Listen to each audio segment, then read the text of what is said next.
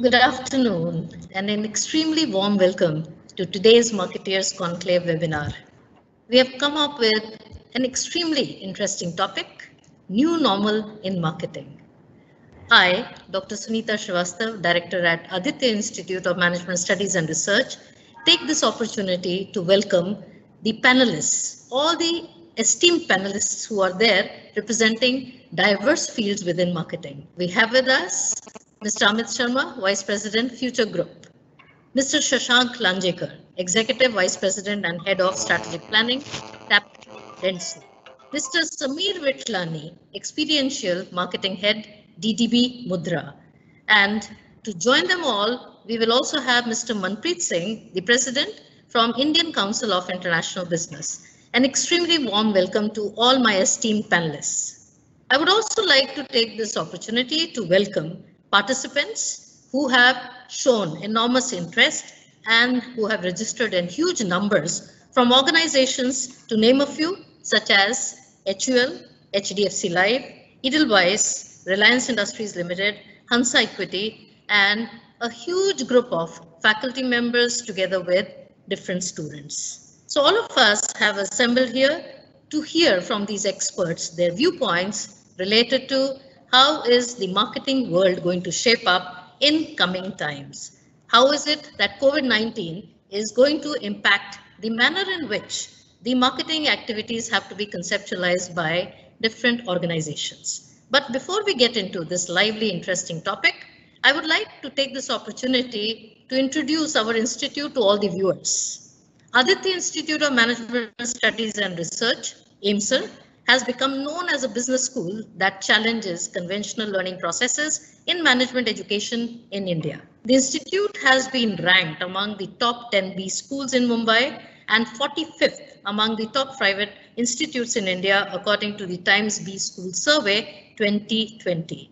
AIMSR received an award and certificate of excellence at the Nav Bharat Education Award ceremony in June 2019. The felicitation was given for being a business school that offers best fusion of global and Indian teaching practices. Maximum attention is focused on developing the holistic personality of the students by sensitizing them to cultures of different kinds. In November 2019, students visited Hyundai Motor Company and Samsung during the international study tour. The exposure to South Korean culture and their way of life added to students' understanding of global markets in many different ways. In today's times of globalization, partnerships in learning and teaching are extremely important. At AIMSR, we believe in receiving partnerships and coming up with different types of MOUs with different organizations. We are an institutional member of MDC, IMA, IMC Chamber of Commerce and Industry, AIMS, CII, MHRD's IIC, and ICIB. Our partners joined hands with the Institute during the 8th International Research Conference based on the theme, Transforming Business the Smart Way. This year, management development programs were organized for middle and senior level managers from different types of organizations, including Sri Ram City Union Finance Limited, Polymath Advisors, Pidilite, etc.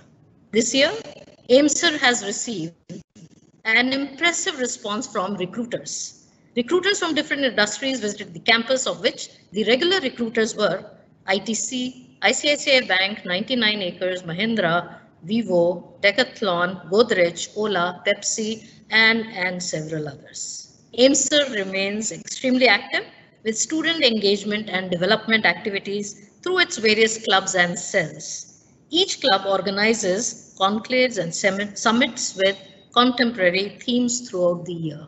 So this was a brief introduction about Aditya Institute of Management Studies and Research. Now I think I have the honor of welcoming and also introducing Mr. Manpreet Singh to all of us. Mr. Manpreet Singh is going to be the moderator for today's panel discussion. So good afternoon to you, Mr. Manpreet Singh.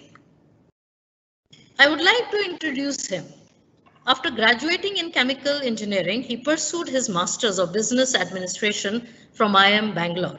He has to his credit an intellectual property certification from World intellectual property organization.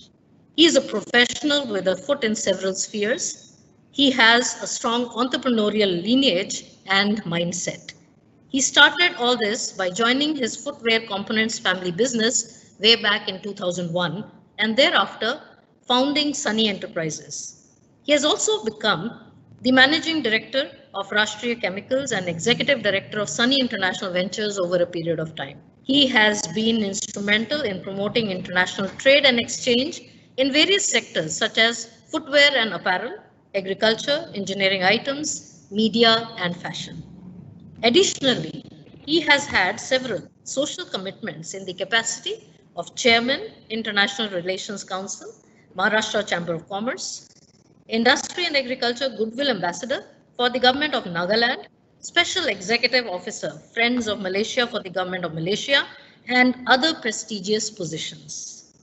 He is presently the president at the Indian Chamber of International Business, ICIB. I would say that Mr. Manpreet Singh has been extremely helpful and cooperative in extending a helping hand to the Institute on numerous occasions, including coming up with tie-ups with different types of institutes. And today, I have extreme pleasure in inviting him to take over as the moderator for this session.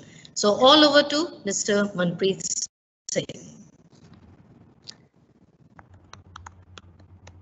Thank you so much, madam. It's a pleasure and honor to be part of this conclave and to be associated with the Aditi Institute of Management Studies and Research.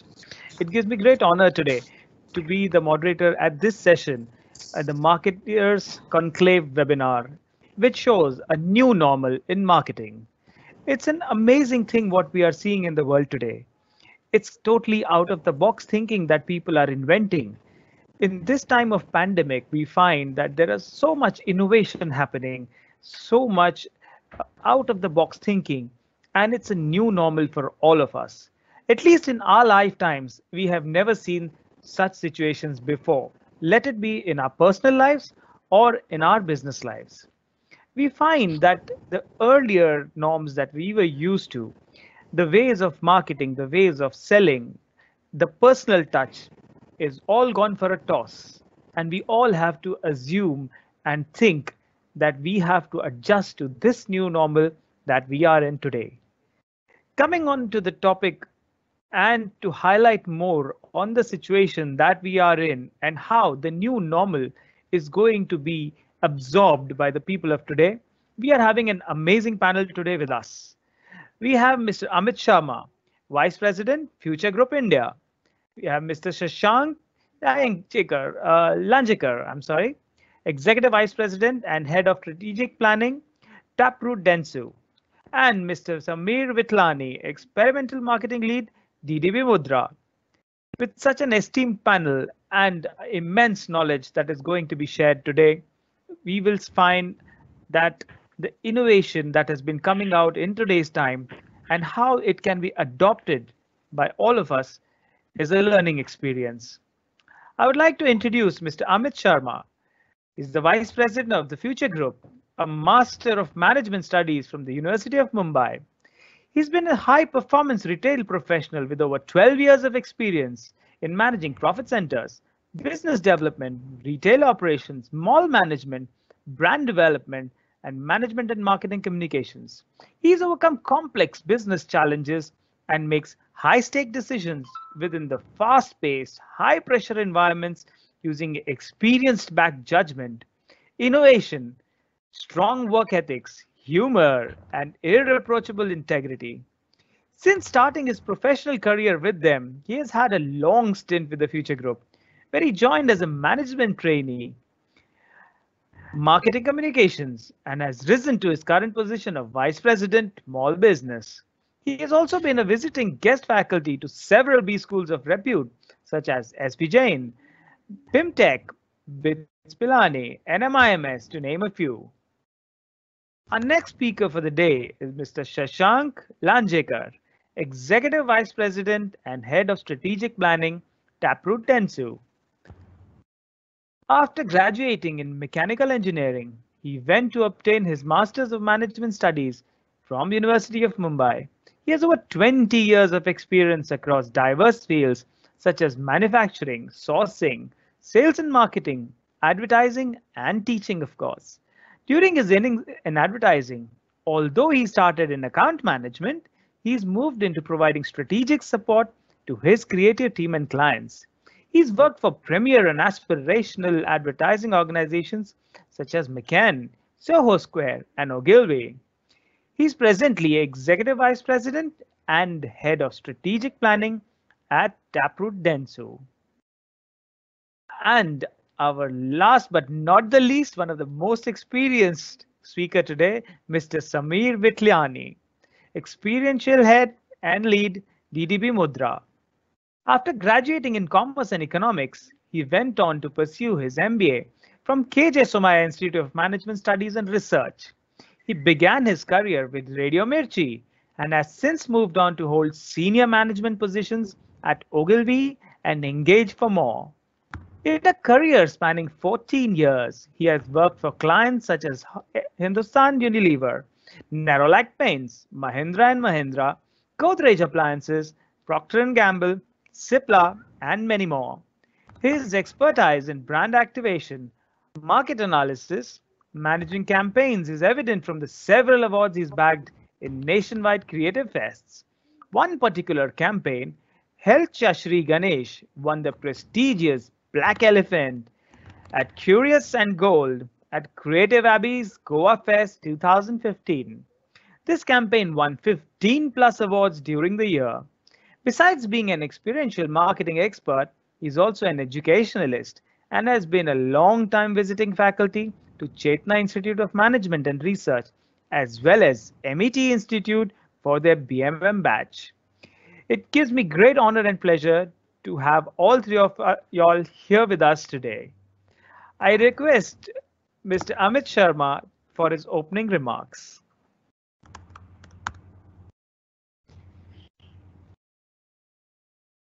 Thank you, Manpreet. Thanks a lot. Thank you, Sunita ma'am and Aditya Institute for calling me and inviting me. It's my honor and privilege to be here. Of course, after checking the profile of Shashank and Samir, I say, no, there's a quote that you should be in a room where people are more smarter than you. So I think I'm in the right room right now. These are stalwarts and far more experienced, and especially in brand and marketing. So I'm thanking God that I'm in the right room. So I have made a small presentation, 120 slides. Then I realized time is short, so I made it further short. So it's hardly 25 slides. So I'll just take you through that because I don't know much about brand and all. I am more of an operational guy, but okay, during the initial phase of my career, we were very much involved in communication, brand communication, marketing, developing new brands, small brands, real estate brands, Big Bazaar, FVB, so many things. So I thought I need some helping hand, and this helping hand is my presentation. So during this course of time, we can take some questions also. I'll try to finish in like 10-15 minutes. Give me a sec.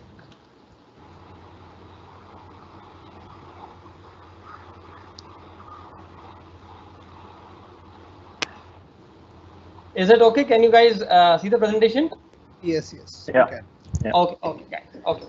So I'll state. So this is what's new normal. I was just trying to think, and then I saw kids around me, kids in my house, and then I realized this is new normal for the students. When parents are very worried, even if kid is venturing out to play or to go to school or college or even for basic groceries, right? But what's new normal for people like me? This is the new normal for most of us who are going to offices.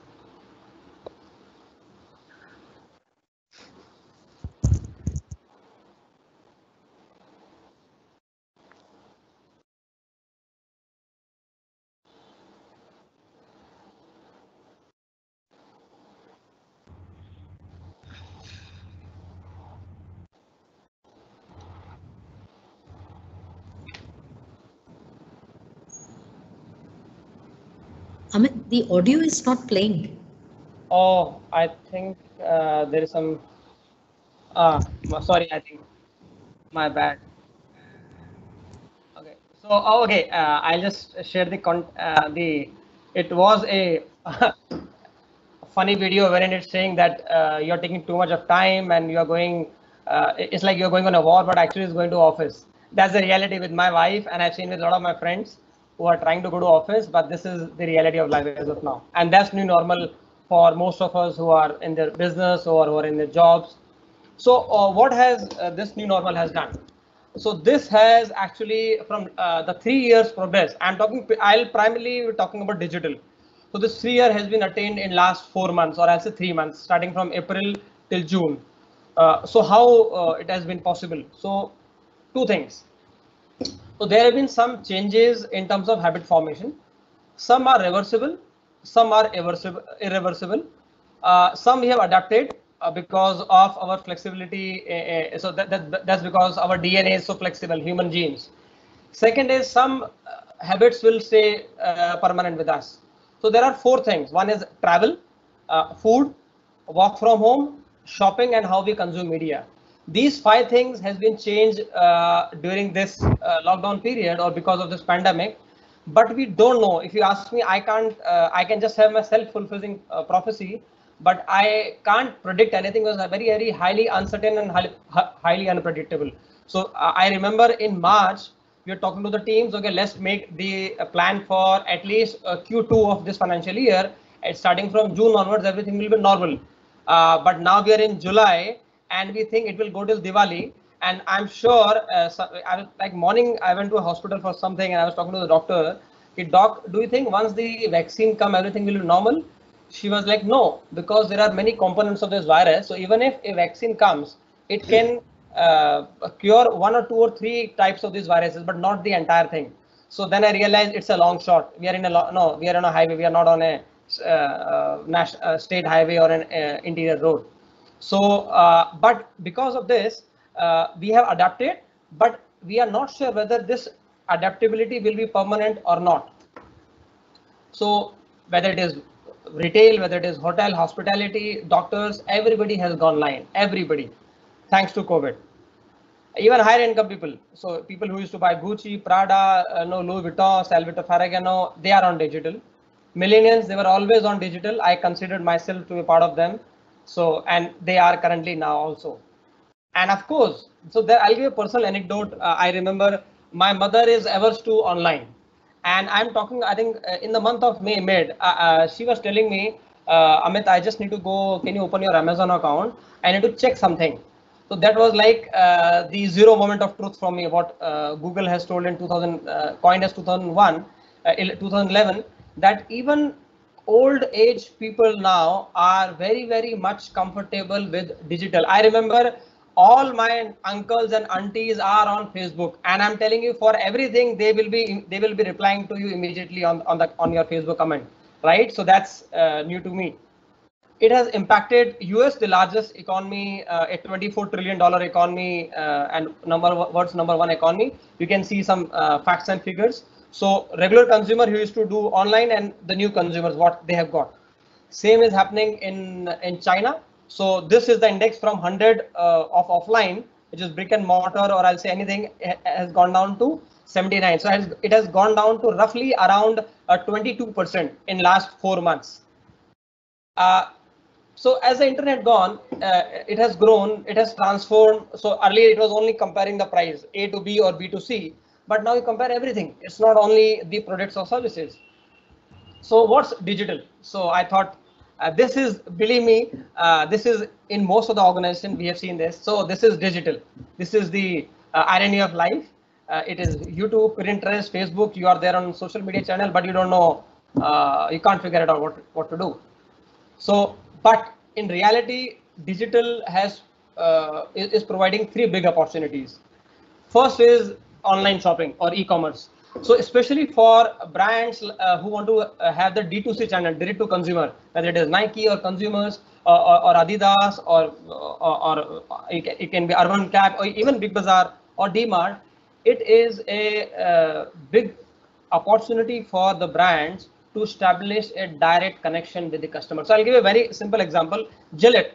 So Gillette, if you see, they sell their products through modern trade or through traditional trade, mom and pop, or through Big Bazaars or D-Mart. But now they are trying, how can we have a direct connection with my customer? So like what $1 Million Shave Club has done.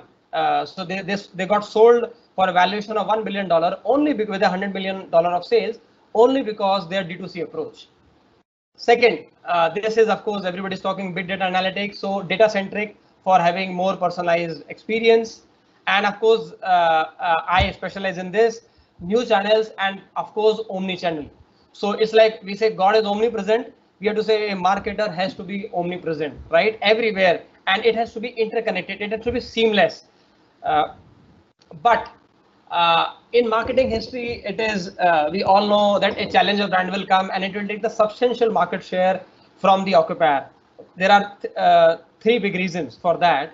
But how an old guard or an old brand or a big brand can have their sustenance? So there are 5 old gold rules. So I say oldie goldie. So oldie, but of course goldie for me. First, be available. This is again most of the confusion with most of the marketing people I have seen in my organization. I have seen with myself also. You can see very well if a product is selling, very simple, make sure your product or your brand is available at the point of sale, whether it is mom and pop store, e-commerce, marketplace, your own website, application, or social commerce, conversational commerce, mobile commerce, or brick and mortar or modern trade. You should be available. I remember I was talking to somebody in Canada, and in Costco, he was saying around 28 to 30% of sales of products are going to other brands who are available. And this cartoon very well is a reality. Products are not available. So make sure, again, it's a role of the marketing come sales to make sure availability of brand of your product. Second, humanizing the experience. This is the best time, trust me, to be kind and humble, right? How can you be? So there is, you must have seen, right? So how can you be kind? By, of course, even if you're doing a charity or donations during COVID, make sure you're vocal about it. Again, you should, it should not, there's a very thin line to draw wherein you are not bragging about what you are doing in donation and charity. And it's not only about doing donation and charity, it's actually humanizing the entire experience. But irrespective of the challenger brand, there are many brand loyals like me. Like if you ask me, like me for Puma, I am always loyal to Puma. That's my brand, right? So what they're doing, they are being authentic. And what's authentic? So this is again my take on authenticity. Make sure you are authentic in real sense. You are not just authentic for the sake of saying. So being kind, being authentic, and being available. So these are 3 old gold rules, and plus of course have common sense. Again, we'll discuss, I think once we have the discussion, I can take this up later. And again, I think just let me know if this ad is working. I'll madam, can you just let me know whether the sound is working?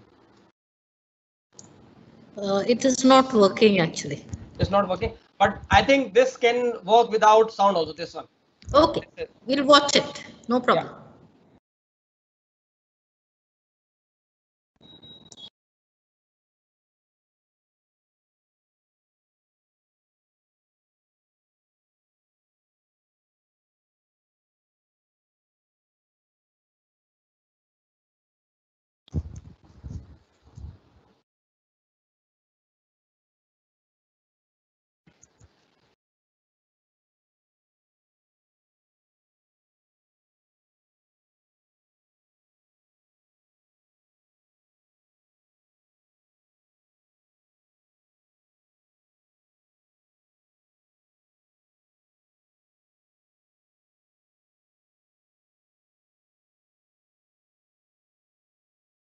Okay, so the point here was timing is everything. So the context is this ad by KFC in United Kingdom in England.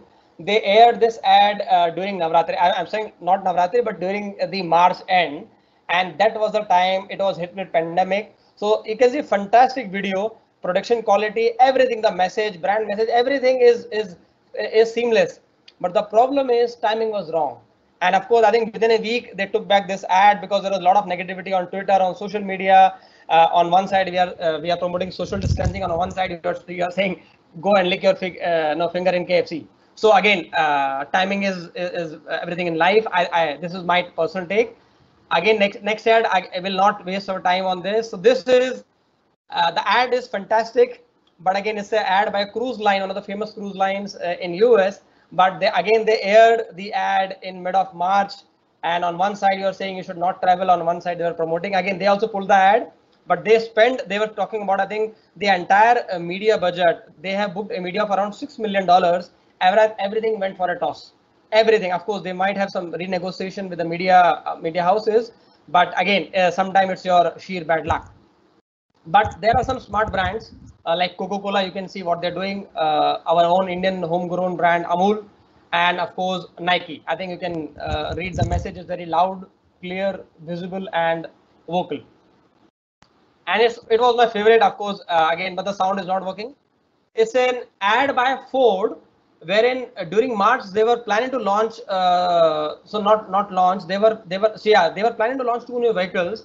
But as soon as they realized this situation, especially because they have some production in China also, so from November, December, they were starting getting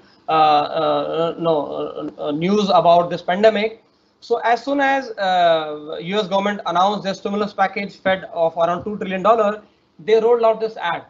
It's a fantastic ad, and you see the kind of views and the kind of positive mouth of word they've got, because they're saying instead of making car, so in World War II, we were making the bombers and equipments for the army. Now, when there was a highway and roadways revolution in America, we were building cars. Now America need us. So we are manufacturing masks and sanitizers and those kits. So it's a basic, again, on a philanthropy side, but very well executed campaign, what they've done. Yeah, I think that's this long one, but that's from my side, what we can do in this new normal as a marketer. Then I think there are further points we can take up later. Thank you.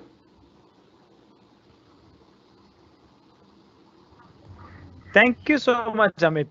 I mean, it's a very different perspective that we have. And, you are so much highlighted it from the perspective of your operations point of view and your experience with marketing. And you showed the example of how, people are going to office and it's a new normal. There is a new normal that I would like to discuss with you. And we'll come back to that later on. That is, for a student, when you're in college, including you and me, when our days were there, you showed the mom side of the story that, okay, mom is saying, beta, jaldi ghar aa jana type, or to theek to hai. I'm wondering what happened to all those boys and girls who are not able to go on dates together. I mean, that is one of the integral part of college life that I find.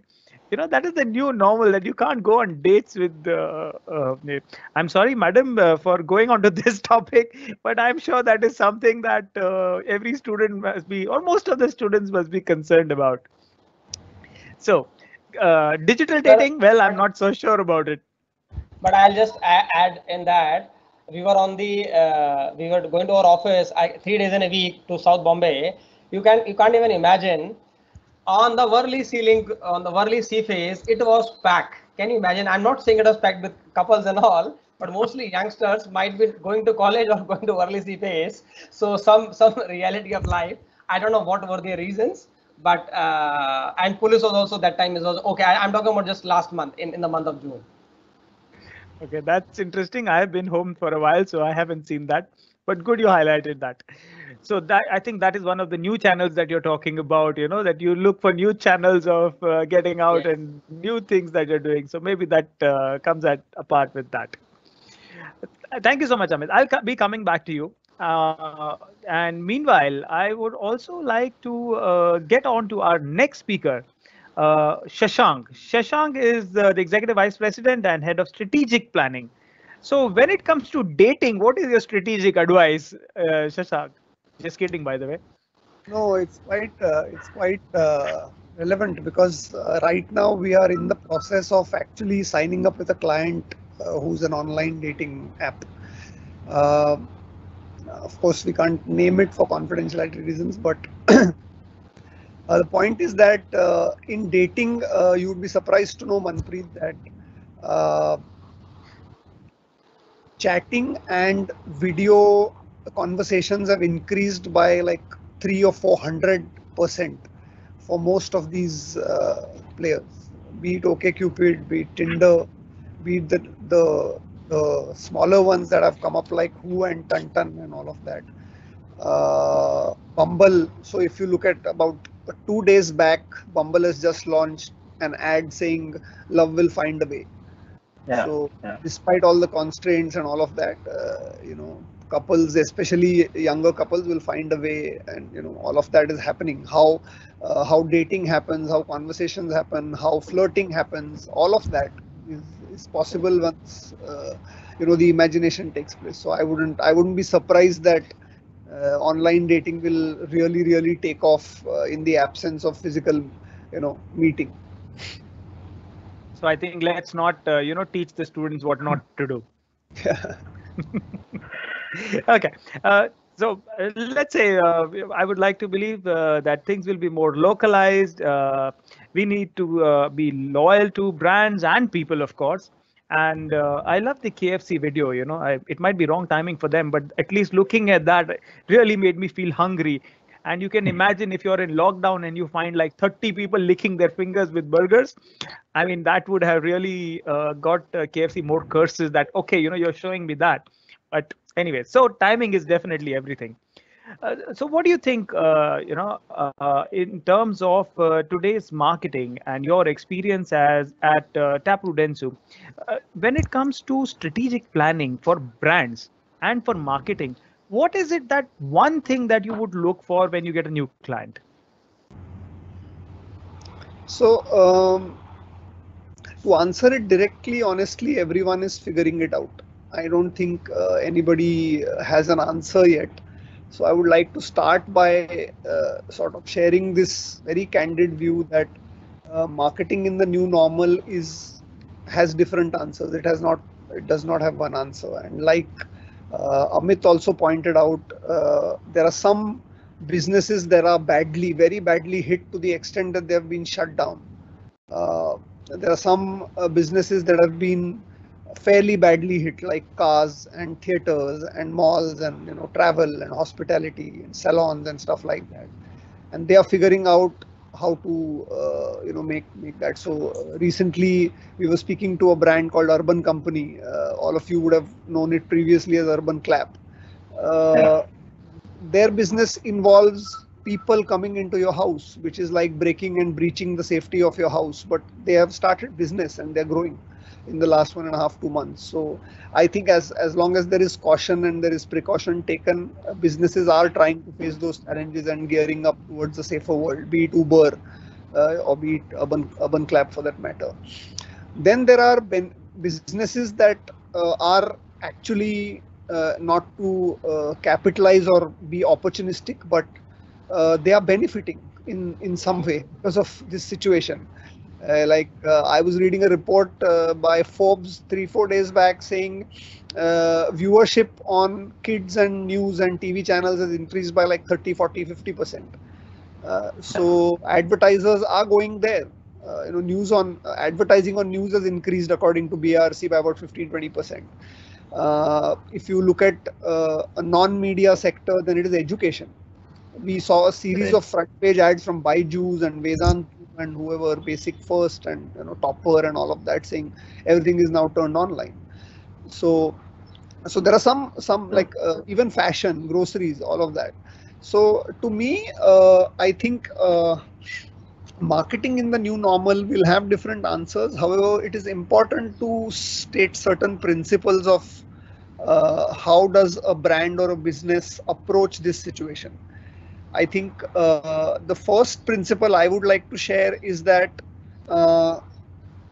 we have to acknowledge the fact that uncertainty is not going to go away for a little while. We don't know what is going to happen. So drastically changing your business model is not the answer as long as it can be flexible and adaptable. Yeah. So for example, if you take a look at ITC, it has completely shifted its focus in the personal care portfolio from Fiamma and Vivel to Savlon. Now they have the flexibility to do that because they have 3 brands. One was a shower gel soaps brand or a hand wash brand, and the other one was a proper health and hygiene brand like Savlon, and then there was Vivel, which was about, again, beauty. So they have now completely shifted their business model to Savlon, and they have introduced 4 or 5 innovations, including a sanitizer, a spray, a Hexa soap. You would be seeing all those ads right now on online media as well as TV. So that's personal care. If you look at sports, I think sports is the most badly hit segment, apart from TV serials and stuff, which is also now slowly reviving. But look at IPL. We still don't know what's going to happen. We've got the news that it's definitely going to happen. However, it may happen outside of India. It may happen without audiences. It may happen with players in masks. It is going to be a very, very deathly sight to watch players in masks playing and celebrating, taking wickets and stuff like that. But that's going to happen. So as a business person, I think it is important to first lay down what are the operating principles for your particular business. Like Amit made a valid point. For physical dependency models where availability is everything, the only way for you to go is to try and get your things available in whatever limited fashion physically and then move online. Yeah. For those who are already online, the principle changes to how can I make sure that I am the preferred online brand. I think Amazon has run away with huge share of the online purchases versus a Flipkart or a Snapdeal or anybody else. And then there are people who innovate, like groceries on Swiggy, money on Uber, and things like that. So there are people who are logistics experts. They are saying, why should I just deliver one thing? I can deliver 4 things in this particular situation. So it applies to different businesses, and that is the first principle, saying what is your business model and how do you adapt. The second thing which is surprising to me is, yesterday or day before, I was asked by a person, we are pitching for an online education portal as well. And we are asked by a parent saying, what about when schools are doing online classes now, will the fees reduce? Because now there is no more rent or electricity or classroom or transportation of teachers and maintaining of sports grounds and facilities and all of that. So, and honestly speaking, nobody is reducing prices, even if they're turning to online, be it yoga instructors who used to come to you physically or dance instructors or whatever else. Even when restaurant kitchens have opened up, I don't see many of the big labels changing pricing, despite the fact that they're not supposed to serve customers at the physical place of the restaurant. So pricing is something that I think is completely now becoming inelastic, saying people don't really care. As long as they're getting what they want, they are okay, not asking or even being aware that, I actually should be charged less for this. The third point is basically about how do you communicate to people. Like I personally thought that in the first 2.5 months, we saw a barrage of COVID-19 work, to the point that I got irritated. I got upset, saying, what is this? Every brand is talking about, there is a hand wash brand which is saying every time you use a hand wash, you're fighting against the biggest pandemic. We know that. Why are you telling me what I already know? So when you communicate also, I think, how much do you context COVID unless you have a reason to play, and I think Samir will agree with me. We get briefs from our existing clients saying, yaar, COVID पे कुछ campaign करते हो, क्या है? Do you have any place to even be, licensed to say something like that? So, for example, if you're a condom brand, I get it. If you're an online dating brand, I get it. But if you're a soap brand, who's not a health and hygiene soap brand, like for example, let me take Dove, just to sort of give an example. What should Dove say about the COVID pandemic? I don't know. Why? The first question is, why should they even say it? So I think the third principle is to acknowledge whether you have a role to play in this context, or you should just continue with business as usual. Just sell your stuff like your stuff is supposed to be sold. You're a great moisturizing soap, stay that way. Don't get in the way. The only ad that I would like to share, which I believe was extremely relevant from a brand point of view. So there is a brand called Brook Bond Red Label, which launched a very nice story about a guy who's come back home after a treatment of COVID. He's obviously not shown, and his neighbor is preparing tea for him, and there's a message saying that he's told to be alone but not to be left alone and stuff like that. Now, here's a tea brand who has nothing to do with COVID, but the brand is about apnapan. The brand is about, togetherness. So I get that. So we need to, the third thing, I think brands or businesses need to introspect and say, what should I say? Should I even context or should I not context at all? And the fourth part, I think Amit has already covered very well, which is availability. Availability is different for different businesses. It is sometimes very challenging for certain businesses which are highly dependent. Theaters, for example, I don't know. Like I recently, maybe even some of you would have got some emails from Prithvi, no, not Prithvi, NCPA Experimental. So for those who don't know this, amongst our registrations, NCPA is a theater. As a theater where experimental drama, popular drama in different languages is shown in a physical space. But what they're now doing is they're doing Zoom calls with people to discuss the art of drama, discuss the art of acting, discuss the art of emotions, expressions. Now that's a very, very nice thing to do. I'm not sure how much they're earning by it, how much, whatever, but I'm saying it is the next best thing for somebody who can't do anything about. Yeah, at least he's being relevant in the correct way and not being desperate. Yeah, so I think those are the 3-4 things that I would sort of share from a experience of what needs to be done. So true, so true. I think very relevant points you have put forward, and most of it was coming out to that, okay, this is what has changed and this is what is right and this is what is wrong and what is the new normal and how to go about it. If you ask me what has been the takeaway, I think that talking at the wrong time is worse than keeping your mouth shut. So Absolutely. Sometimes keeping quiet the brands is what they should do. Not necessarily you have to comment on everything that's coming out, and you don't need to associate your brand with everything that is going around out you. Sometimes it's better to just lie low and keep shut. You very well rightly pointed out regarding the theaters and cinemas. If you really ask me, if they would have gone outside the box and thinking, like for example, schools, that is where every family is connected much more than a theater. And if schools are leasing out their places to COVID centers and isolation centers and making money out of it, I don't see what is stopping cinemas. I mean, if we can send our children to a school after a pandemic, I'm sure we would be going to a cinema after this thing too. So it is something that they should also think about and make money during this time. So that is an innovation which is out of the box, and maybe they can think about it. So that is something that a cue that you all are, the entire team of speakers is associated with these brands. Maybe they can use it up because we are in this for the long run for sure. So what I also make out from what you told us is like, we have been basically swept off our feet. Like we really don't know what's happening. All the brands, the companies, suddenly our comfort zone was taken away from us. We don't know what to sell, where to sell, how to sell, whether they would sell or they would not sell, whether people would buy. It is just too many questions.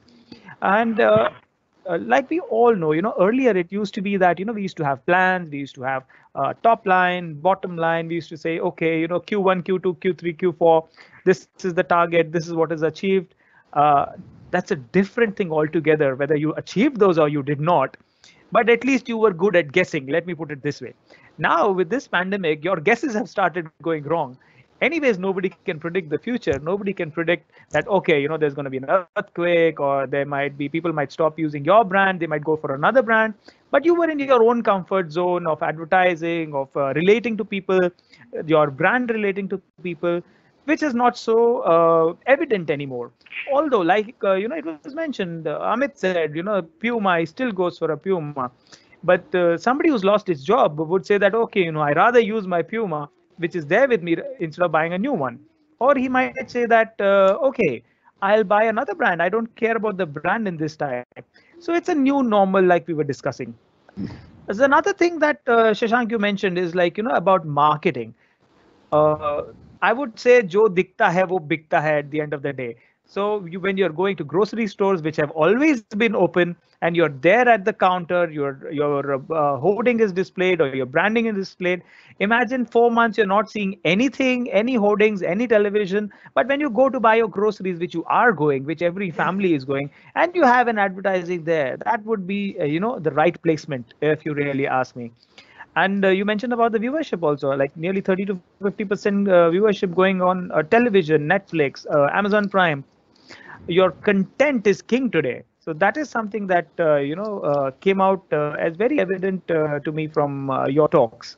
So I'm going to come back to you on that one, and how you associated yourself with big brands during this time, and how you nurtured them, or you helped nurture them, and how you were also pitching to these companies this new normal. I'm going to get back to you on that. Meanwhile, let's go on to Samir. Samir Vitla, we have Samir as an experiential head, DDP Mudra. Now, DDP Mudra, as we all know, is one of the top advertising companies, above the line, below the line, throughout the board.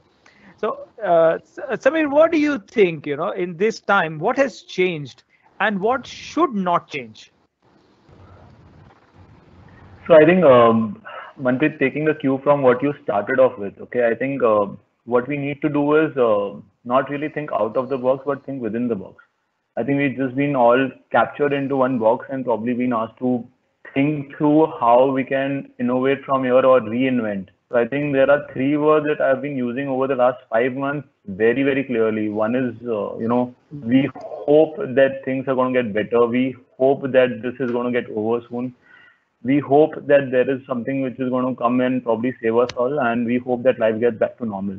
Like, that hope has been very clearly acknowledged and used probably by me, at least over the last 4 months, very, very rapidly. And what I've also seen in the market is, I think everyone is clinging onto this hope. And that is where I think the brands are also playing a very key role. I think every brand that I think Shashank was also trying to point is trying to, lend themselves into that space of giving out a hope to the consumers, that we are there for you, we are there with you, and we hope to come out of it together. So I think that critically, that hope part is very, very important.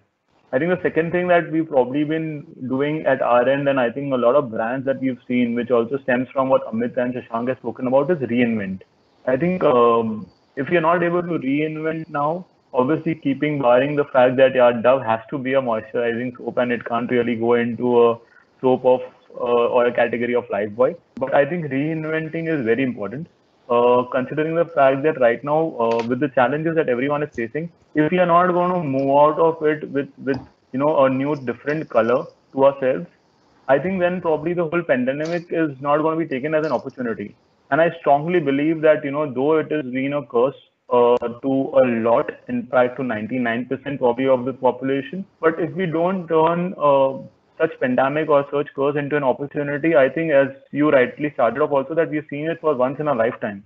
The opportunity is not going to come again as well. So I think what we are also trying to do is not just take it head on in terms of, okay, it's a pandemic, let's just boil down, let's just, sit in our houses and corners and just be backed by it.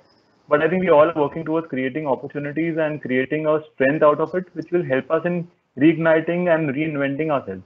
At Mudra, specifically with the Max vertical, which is into activation experiential, you will not believe in last 3 months, we've done about close to 45 virtual events. Okay, events that probably were physically done first, where we had a gathering of 100, 200 people. Now we're doing about 40, 45 of these events virtually, where we have an audience which is actually sitting across and being a part of it. We are doing new launches, we are doing new dealer meets regularly, talking to retailers, because let's understand, the organization is not just looking at its consumers, it is also looking at its partners. This is an important element that probably we miss out in this pie. And out of those 45 virtual meets, I think 40 have been only to partners, to retailers, to channel partners, to distributors, to dealers, to keep them engaged. Like, imagine a classic case where Gillette probably cannot do too much in this category right now because of COVID, right? But they have figured out a way to reach out to the barbers. They have created a kit, which is going to be a kit specifically targeted to barbers, which is going to be taking care of them. So imagine a COVID care kit given to barbers by Gillette. Now what's that? That's just saying that I am there with you in this time. We will pass through this together. We are not going to be alone. We are not letting you go alone. Let's just go together in this, and with that hope, with that reinvention, let's just move out of this together in a more stronger way. I think every brand, as rightly my colleagues Amit and Shashank were talking about, there is a way in which everyone is dealing with it, and everyone is working towards it. In fact, probably we are thinking more than we used to think earlier during our regular courses of time. With work from home, I think the time band has completely extended to across 24/7 and 365 days. I hope it doesn't last for 365 days, but yeah, it is that ways right now. We are all stretched beyond the regular hours, and we are thinking more than we used to, just to ensure that we have something exciting to give back to the partners, to give back to the consumers, to give back to the society in a way that this entire thing can be turned head on, in a way that probably after 6 months we will still be smiling after this entire thing is over, saying that okay, there was a COVID which came, which hit us, but we are still fit fine and we are out of it, and probably done better and invented ourselves.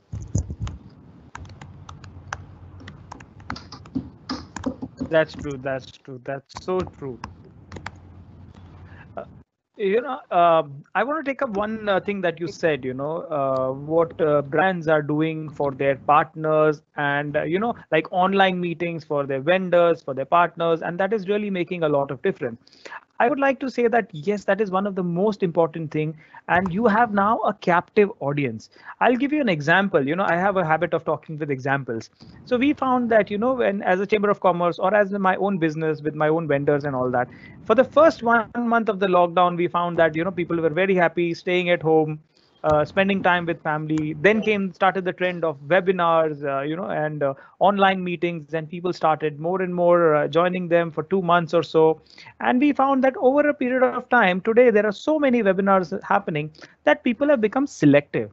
So that itself has ensured that you have a captive audience now. There are people that are looking for the right opportunity. There are people that are looking for the right place to be in. And for example, these vendor meets and partner meets, and earlier when, for example, you mentioned a brand, that particular brand had a getaway resort, spending a few $1 million, and you have 500 people there whom you wanted to interact, and they have been coming up, and but the net turnaround, if you say how much business increased, well, not so much. Your point that you could put through in those seminars and in those venues and in these events, maybe you had 500 people sitting, but at the end of the day, only those 50 used to listen. But in today's times, let's say you call the same 500 people for a webinar, maybe 200 would turn up. But at the end of the day, you still have those 25, 50 people who would be glued onto your screen because they were there for your product. They were there for your brand. They were there because they want to be with you and grow with you. So that I would say that, yes, if you're there with them in this time, that is the thing that is going to stay a long way. And this would be your new marketing force that would take care of most of the brands in the near future. Because as you said, rightly, that it's going to stay for a while. You also, Samir, mentioned about hope and reinvention. About reinvention, if you discuss with most of your companies that you deal with, we find that every 5 years or so odd, most of the brands are reinventing themselves, either with new products or new sub brands or new product lines, new packaging. So it is just one of those disruptions that happen, and we have been looking at it since our childhood and maybe our families before that. Like for example, shoes. Bata is not what it used to be 50 years ago. In fact, Bata is not even what it used to be 10 years ago. Similar goes for all other brands. Everybody reinvents them every 5 years, every 6 years is a ballpark figure. Some brands and businesses, I'm sure all three of you would agree, and so would the audience, that in this time are making a phenomenal amount of money. So as a business cycle goes, you have some opportunity or the other coming your way. Every business gets a once in a lifetime opportunity. Now is the time for healthcare industries. Now is the time for online industries. So I think this is just a normal cycle of our lives that we see under some pretext or the other. This time is the pandemic. Maybe sometimes it was the earthquake. It was the 2008, 2007, 2008 economic meltdown. I mean, I'll give you my own example. We know a lot of companies that suffered huge problems during the global financial crisis and the global financial meltdown, 2008, 2009. But my personal business, that was the best sales year of my company since inception of say maybe 45 years or so. So for some it's an opportunity, for some it is not. So it is getting the right opportunity and making use of the opportunity that is there. So you have to ensure how you reinvent yourself and ensure that you survive, you ensure that the family is dependent on you survive, and the brands go in for it. So that's the take I would take from you, Samir. Coming back to you, Amit, now that you've heard, Shashank and Samir, what do you think and what do you make out of this? Because we're getting a lot of questions from students, that shows that students are listening what you have to say. They're learning from their experiences. And I would like to take one question. We have a student, Aditi Kalpade. She's doing MMS, and we find that she's asking what will happen after the pandemic to the industry of freelancers. Now, in the last 4 months, people sitting at home are giving online classes. They're helping students. They're helping each other. Businesses are starting with, for example, selling masks, sanitizers, sitting at home. Okay, you need something, I'm there for you. I can give something. What do you have for me? So we have a huge lineage today of freelancers. What do you think, Amit, is going to be the future for them? Okay, so interesting take by you, Manpreet, on the opportunity during crisis. So I'll give one example of 2003 SARS, what SARS did to especially China and Hong Kong. See, the entire online industry of China, which is now around, if I'm not wrong, around $3 trillion US dollars. Our entire e-commerce or retail together in India is not even $1 trillion. It's because of SARS. The entire Alibaba, Tencent, JD.com, entire thing is because of SARS. SARS gave that push, that rocket push to Alibaba and the other online industry in China. Same thing is happening in India. And one, I think you very well pointed out, the freelancing thing. And it's very close to me because I'm like a thorough fitness freak by heart when it comes to fitness. And I'm taking a lot of classes. Of course, I am taking in terms of being a student, dance classes for my child. Not even dance, some fitness classes, schools online, her yoga classes, gymnastics, aerobics. So everything is online. So there is one thing in freelancing, what has happened because of this, the good freelancers have fired their customers. I mean, firing means fired their bad customers, which every freelancer should do. That's if I follow a person called as Seth Godin when it comes to freelancing. He is like the god when it comes to freelancing. A phenomenal guy. He's written around 18 books. So if freelancer, normally earlier it was like the freelancer's time was not valued. Like I'll give you a personal again anecdote. My wife is talking to one freelancer. She is at the top of her game when it comes to yoga. Like she charges around, can you imagine, around 4,000 rupees for an hour. For 1 hour she charges 4,000 rupees. Her name is Sunita, and she has done, I think from last 25 years she's into yoga and holistic approach and all. Earlier, my wife used to talk to her like for half an hour, 1 hour on like weekly basis, taking some guidance. Before pandemic, there was no comms. It was like friend. Now she's saying when I talk to her, I think I am eating her time and I'm taking a free deal. Even she is my friend, I eat her 4,000 rupees on one call. So that cognizance has come out because of this pandemic, because uska 1 ghanta ka value hai, which we were not the case before pandemic, because online classes are there. Second thing is international audience for freelancers. I'm connected to a group wherein again I'm a Marwadi, so being a Marwadi, so there's a community. So there's a community in who are especially in Middle East and North America. So they are in touch that they want classes on Vedic maths. I never heard this name, Vedic maths, right? Vedic maths. They want classes on abacus from Japan, mathematics from Japan. So freelancing game has up, and I know so many people who are making money, but again, you need to draw the line where you need to fire your bad customer and where you need to keep your good customers, like how you bucket the cost, good cost and bad cost. That's what I think freelancer should do. Okay, one more thing on education, what Shashank very well pointed out, that everybody is going online. But the thing is, in New York, students have, sorry, madam, this is the wrong forum, but I'll just share the news. in New York and in Texas, students have filed case against universities that they are not reducing the fees. For what we should pay the fees, because we are not using the real estate, we are not using the infra, we are not using services. Irony is, sorry, but like yesterday I got a call from some institute that your remuneration has been reduced. And I asked, sir, have you reduced the fees of the students? They told no. Then why the hell you are reducing the fees? And he told, he is a director of the institute. He told, sir, it's not my thing. Even my salary has got cut. I got a cut of 25% in last 3 months. So it's not only, so on one side, students' fees are not getting reduced in education, but on other side, there is a salary cut across the spectrum. It's like, sorry, but it's like an opportunity, being an opportunist. I'm not saying I don't want to point out one particular institute, but that's happening around the globe. Sorry. But you know, Amit, no, Amit, what happens is, like I was mentioning, it's about education is also a business. For example, even my daughter, she goes to a reputed school and they have also not reduced fees. But, if fees was the criteria, that the only thing, then, I would have put my daughter in a government school for that matter, hardly any fees. I mean, I have studied in a HSC board and our fees was 5 rupees, 6 rupees, 10 rupees, and we turned out just fine. But it is just out of choice that we are putting our children in all these schools and colleges. And, there's a difference. We are getting value out of that. Even when we are at home, look at the teachers, even they are also online with us. They have their own homes. Imagine they never got a holiday for the next last 2 months. So it's a question of looking at it and putting your feet in the other's shoe.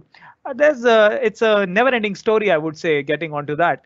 But very valid point you mentioned regarding connecting through communities. When you say communities, let it be any kind of a community, religious community, a local yoga group or whatever. That is what has become your new marketing mantra. I would like to ask Shashank. Shashank, do you think that communities and all are the new marketing areas that you would go to for looking at brands or to looking at selling products? Or do you think we have another question also from one of the students, like utilization of AR and VR to market and to sell? And looking at the past, for example, Google glasses, which came and did not work out. We now have Geo Glass, which is again in partnership with Google, which may or may not work out. Everything comes down to bandwidth. Marketing, sales, education, it's all down to bandwidth today. Your maximum consumption is data. So how would you say a brand or your marketing would they consider this data limitation or a bandwidth limitation when it comes to marketing campaigns? I'll give you an example. Online exhibitions. Today we have one of the best exhibition softwares that are coming out every day, giving you 3D virtual experience.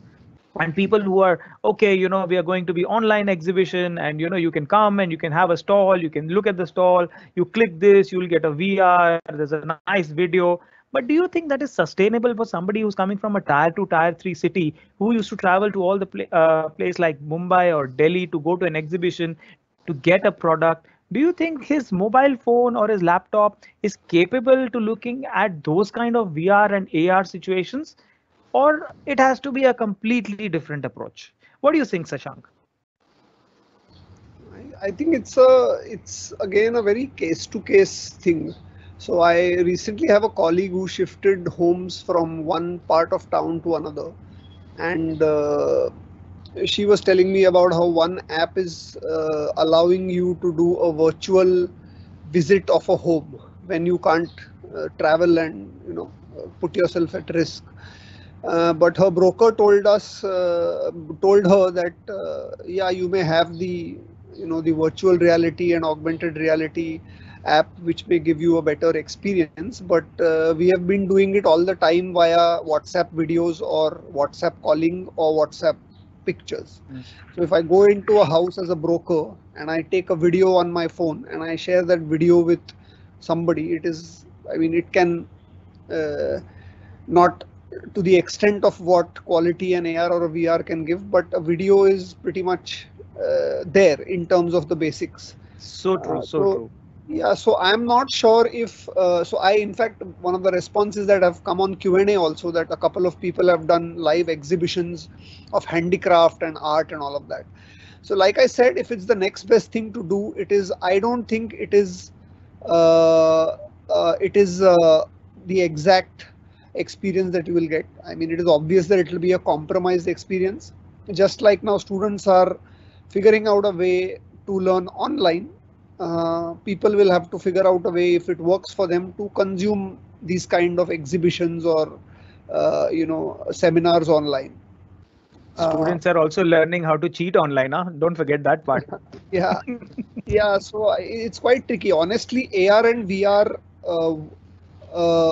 existed for a long time now. Be it test drives, be it looking at a house or looking at a product from 360 kind of view, or the GeoGlass now that enables you to experience stuff that is otherwise impossible to experience in a physical environment. So I think that technology will obviously nuance and make the experience incrementally, sometimes exponentially better.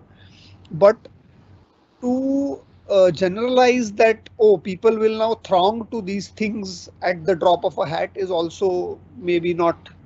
I wouldn't venture to go as far as that. I think people will be sampling it to see if it works for them.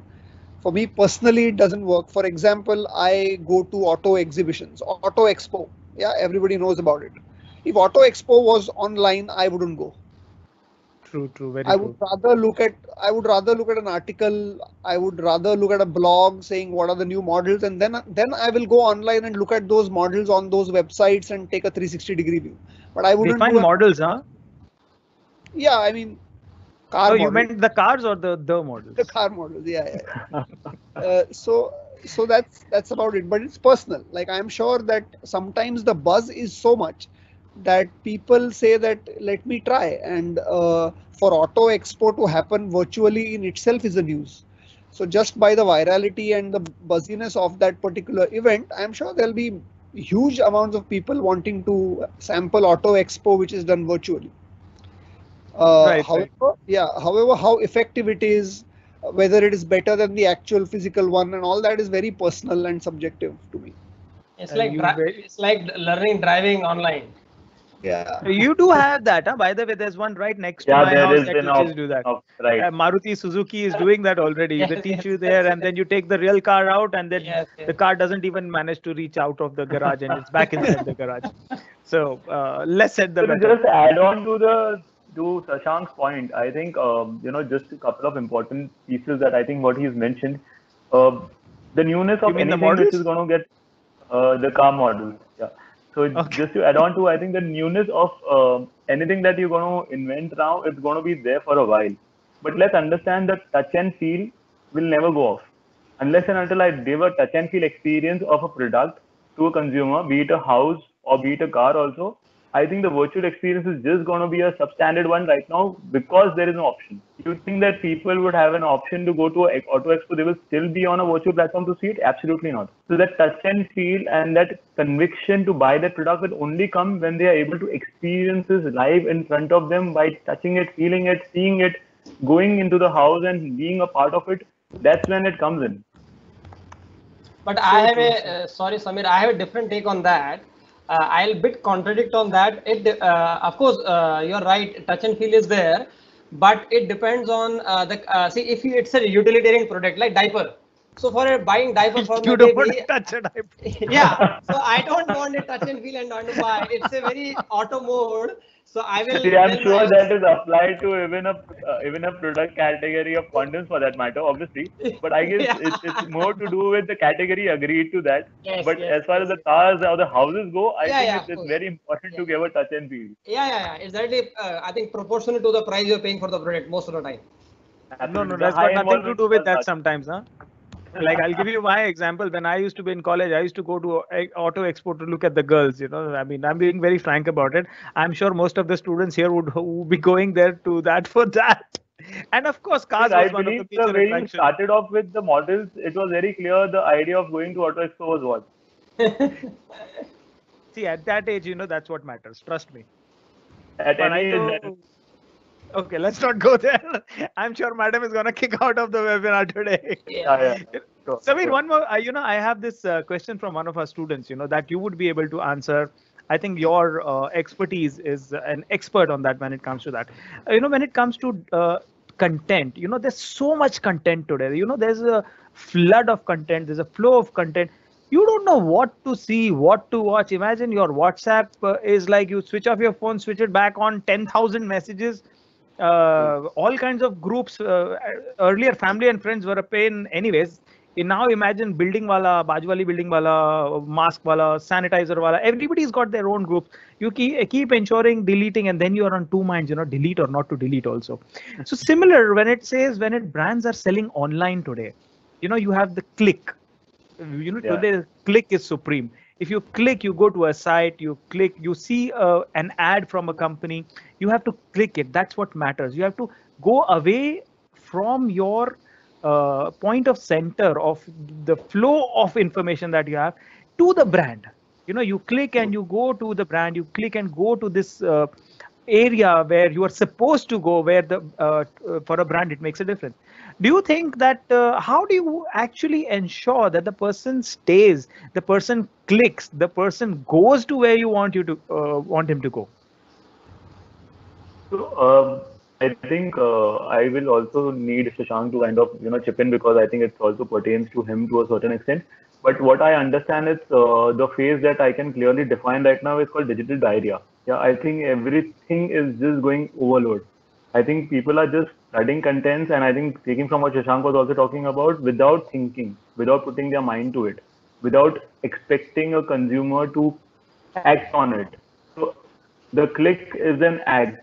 If I don't have an actionable intelligence behind it or a thought behind it, the consumer is just going to go all over the place. Like, I believe that there are brands right now who have created a actionable act to it or an actionable intelligence to it, where they are able to derive who should be my consumer and what is that he needs. I think it's important that you listen to that guy, you listen to that consumer, rather than just flooding him with information. In fact, with data right now, it's become so easy that I can reach out to the right guy. Then why is a brand spending money on going to the every wrong person on this world? Right? I think if I can go to the right guy and make him action out a particular campaign or a particular ad, I think that's my problem solution. I don't need anything else. Shashank, over to you. I think more than happy to add from Amit or Shashank. Yeah. No, Shashank, I want to ask you this. I want to add something onto what Samir has said. For example, there are two sides to this. One is if you're a brand, and one if you're a consumer. The brand wants to show you something. The consumer sees something else. I mean, for example, open up a Facebook page. You have an ad scrolling. They want to show you something else. You are actually looking at something else. The brand is spending money. The consumer is looking at it. Yes, but is that actually having an impression? Or does that add that, okay, visibility is there, chalo, we are okay with that, at least we are visible? Does that make a difference, or you want actionable reply from the consumer? So I think it depends on the status of the brand pre-pandemic. So I'll tell you a very, very personal experience. When I first went out to get Maggie to my grocer, there was no Maggie available. So the next best was either Nor or some YY or something else. Some what is that Ranveer Singh brand? Yippee. Is there? Yeah, Yippee was there, and then some other Chinese noodles brand and stuff like that. Ching's. Yeah. Things. Yeah. Yeah. I haven't seen, despite me being a regular customer, I haven't seen a Maggie ad for a long time, especially during this period. The last thing I saw was that mother who is trying to teach her son who's about to go to a hostel or whatever it is to be independent, and some cute ad like that. But if you're a brand like Maggie, you don't have much to worry. The moment you can be available, you can be rest assured that the world will buy you. So the moment Maggie was in stock with my grocers, I started buying Maggie. Yeah. Yeah. True, very true, very true. But if you're a challenger brand, if you're a brand who's struggling to get share, if you're a brand who's newly come into the market, then visibility really matters. So which is why many brands who have actually taken the opportunity to get innovations and relevant products in the times of pandemic. Like I was telling, for example, Savlon has a disinfectant surface spray that it has launched. It is very important to advertise on TV, because on digital you may not be able to get that kind of reach. So depending on the problem at hand, like Samir rightly meant, you have to think कि मेरे पास जो product है वो किसके लिए relevant है, ये context में उसे कौन खरीदेगा, उसके लिए जरूरत क्या है. So if there is a requirement to broadcast that Baba, this product is there available from a very familiar reassuring brand like Savlon, it has to be there. Absolutely. But that has always been there, right? That has always been there. I mean, whenever the lead people, they would. I mean, I don't remember the last time I saw a Maggi tomato ketchup ad. You remember the hot and sweet or hot and chili ads. They used to bombard, and it's still stuck. But you don't find them anymore. So pandemic or no pandemic, I think all the brands, it's a matter of time. It's a matter of positioning. I think in times of crisis, it is where the second and the third brands or new brands get a huge opportunity, and that is when they get to shine. That's my personal take on that. Coming back to the entire discussion that we've had, the new normal in marketing, and I think we have had an enlightening discussion today from all three of you. Amit, Samir, Shashank. I mean, your views have been, at least opened up my minds. At least, and I'm sure even the students and all the other people who've joined in. We are now, getting a barrage of question and answers for all three of you. I would like to throw them open to you if you're okay with that. Yeah. More than happy. Okay. We have a student and she's asking, if you had a magic wand, what would your customers change about their experiences with your product after COVID-19? That's a question from Rushabh Salvi. And if you had a magic wand, what would customers change about their experiences with your product after the pandemic? How would you actually give the experience to the customer if you say that, okay, you can do whatever you want to interact with your customer? What would that one thing be? Like, don't tell me that, go and sit in their lap. That's not happening. I think post-pandemic, I think I would just be there for them. Like I was there with them during the pandemic. I think there is nothing else for me to do. Just make myself relevant for them so that they don't lose out the sheen on me in terms of going to a competitor.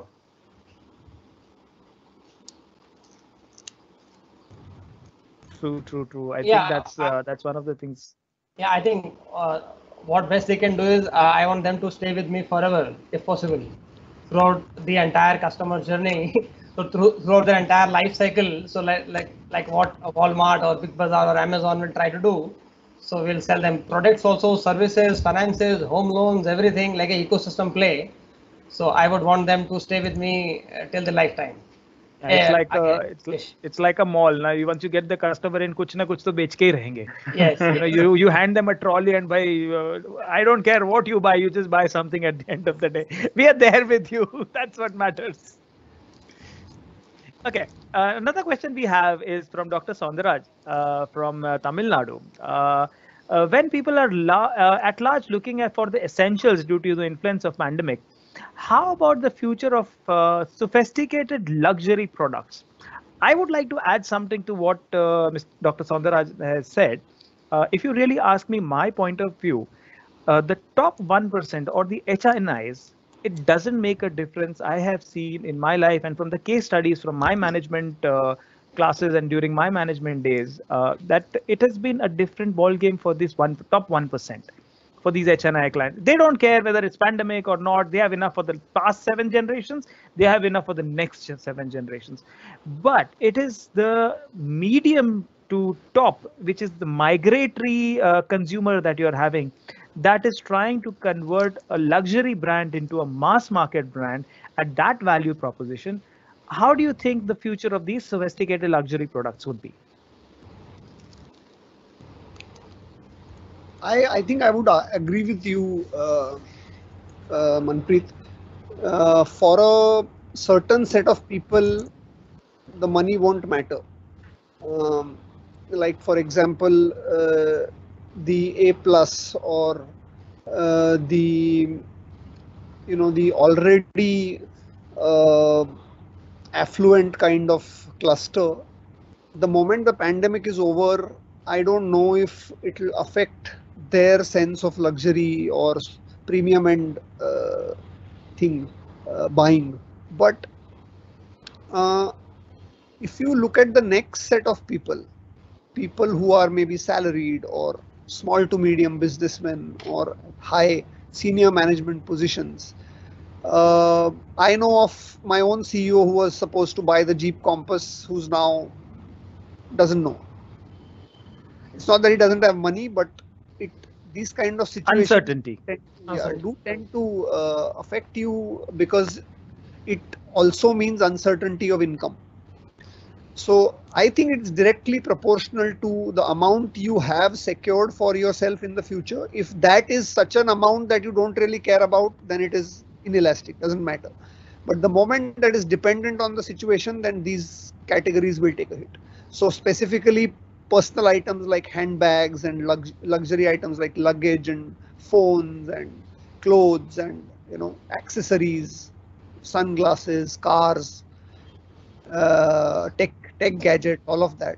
The high-end segment is going to get affected purely from this cluster's point of view. So a premium product or a service usually in itself will have a multiplicity of segments. One segment for them is secure. The moment things are back, they'll get business from that segment. But from the lower segments, it may be Okay, but at the end of the day, I feel innovation is what is going to matter. Like I saw some WhatsApp videos a few days ago where they take this button and put elastic rubber bands in that and put it on your specs, and it becomes able to hold your mask. So maybe Ray-Ban comes out with an aviator that has an application for a mask, and you can have a high-end mask on a high-end goggles, and you're back in the game. You're probably going to have masks which will have earphones in it, just to tell you. That's cool. So see, Manpreet, I'll just add one thing there. So I totally agree with you. So there is one takba जिसको recession से फर्क नहीं पड़ता है. Me and my boss will also say उनको कुछ फर्क नहीं पड़ता है. For them, they have never seen the sun. You and your boss are part of that. No. I'm not even a subset of that. Forget the mindset. So no, when we had our office in BKC, so we used to say Sharma ji वो लोग left turn लेते हैं towards South Bombay. So those are those people. हम लोग right लेते हैं, अंधेरी वाले, मलाड वाले, बोरीवली वाले. But sorry. So but there is an interesting take what we are witnessing. There is a premiumization when it comes to food, because we are staying at home. So I've seen, so I know I'm interacting with few vendors, especially dry fruits like Mamara Badam, which is around 4,000 rupees a kg. So this guy is one of the largest wholesaler in the country based out of Bandra. So he is saying that, Dada, we have been selling dry fruits like highest, better than Diwali. But what's the channel? WhatsApp and Instagram. Because Nature Basket is not doing that much of sale. Food Hall is not doing that much of sale. Amazon is like clocking the numbers, and WhatsApp. And so he's saying otherwise people used to say I want American almonds or sasta wala dry fruit, but because of COVID, immunity, health and fitness, so there is a premiumization when it comes to food.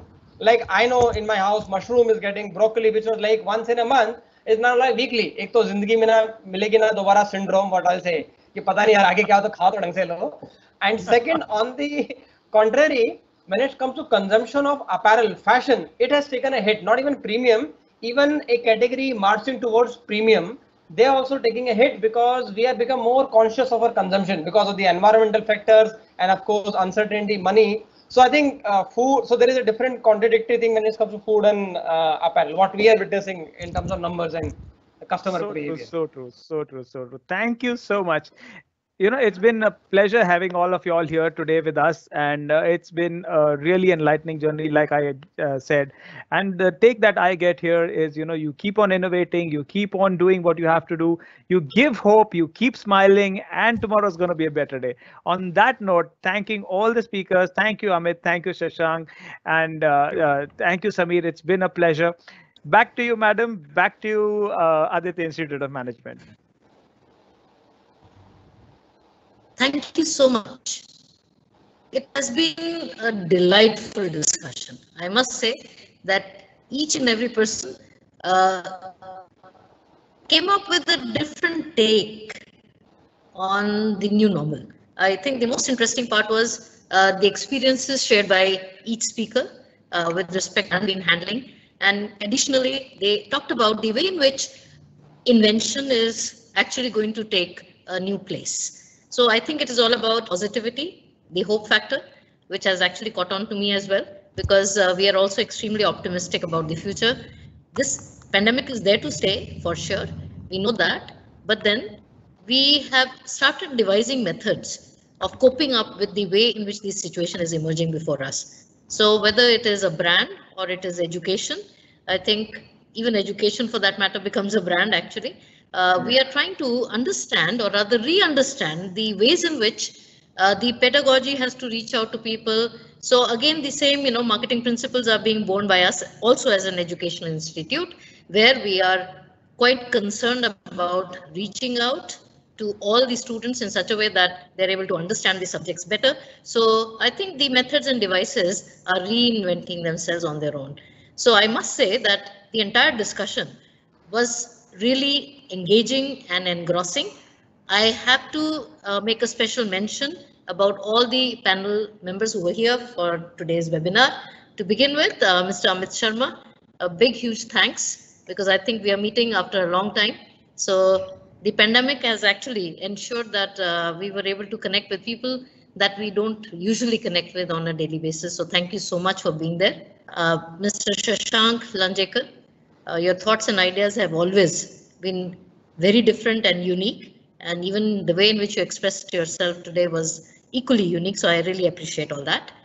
Samir, thank you so much for being here, because you brought in the hope element, the element of relevance, and actually that got caught on to everybody very contagiously. So I think everybody started to think like that, and the entire panel discussion has moved in a direction that gives us all a new hope with the new normal.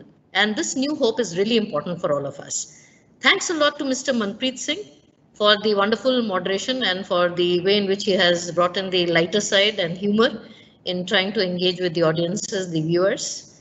My heartfelt thanks to all the viewers, including specifically all those who have taken out time from their busy office schedules. So rather than working from home, they have actually taken out time to listen to this webinar. All the professors, all the students, and above all my faculty colleagues here at the Institute who have been here with me in putting this entire webinar together. So a huge thanks to everybody. And I think we end on this note that this new normal is actually going to bring in new thinking, and this new thinking and new possibilities is what we are looking forward to. So thank you very much for being with us. Thank you. Namaste. Thank you. Thank you. Thank you, ma'am. Thank you, everyone.